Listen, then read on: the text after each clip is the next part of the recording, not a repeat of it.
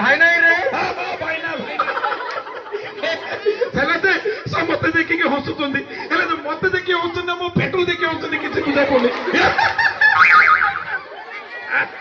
ହଉ ହସିବାଟା ଗୋଟେ ଭଲ ଅଭ୍ୟାସ ନା ହେଲେ ଯେ ମୁଁ କଣ ଏକୁଟିଆ ହେଇଛି କି ମୋର ମାଇକିନା ବୋଲେ ସାଙ୍ଗରେ ଧରିକି ଆଇଛି ନା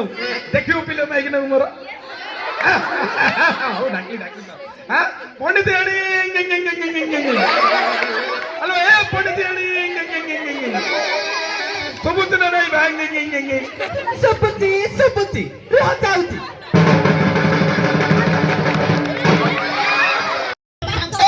ପେଟ ଉପରେ କିଛି କହିବନି ମୋହନ ପଣ୍ଡିତ ବୋଲେ 3 ଖଣ୍ଡ ଏରିଆରେ ମୁଁ ହଉଛି ସବୁଠୁ ବଡ ପଣ୍ଡିତ ପେଟ ବୁଲେଇକିରି ଭସ୍ମ କରିଦେବି ଓମ୍ ସ୍ୱାହା ଭସ୍ମ କରନି ବା ଶୀଘ୍ର ଯାଅ ପରିବା ନେଇକି ଆସ। ଆଉ ଠିକ ଅଛି ମୁଁ ଯାଇକି ପରିବା ନେଇକି ଅଛି ତମେ ଘରେ ଥାଅ ହେଲା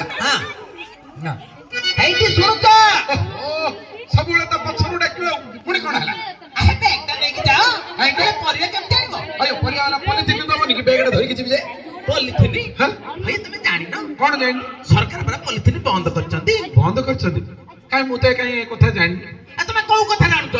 କିଛି ତ ଜାଣ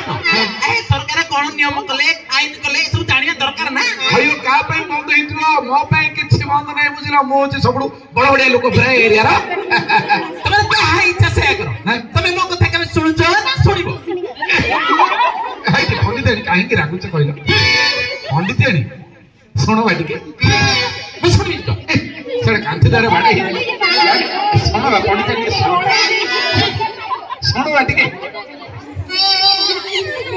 ତାଙ୍କର ମିସେସ୍ ଧର୍ମପତ୍ନୀ ରୋଜି ମ୍ୟାଡମ କାଲି ରାତିରେ ମାନେ କାଲି ସନ୍ଧ୍ୟା ବେଳକୁ ତାଙ୍କ ବାଲକୋନି ଠିଆଇକି ରିଲ୍ସ କରୁଥିଲେ କଣ ତୋର ଲଚକ ବେଣୀ ତୋର ଯୋଡା ବେଣୀ ମତେ ବଡ ବଢିଆ ମଜା ଲାଗିଲା ମୁଁ ଆମ ପଣ୍ଡିତ ଯୋଡା ବେଣୀ ତାକୁ କହିଲି ପଣ୍ଡିତ ଆମେ ଟିକେ ରିଲ୍ସ କରିବା ଚାଲୁ ପଣ୍ଡିତ ଦି ଗୁପା ଦେଲା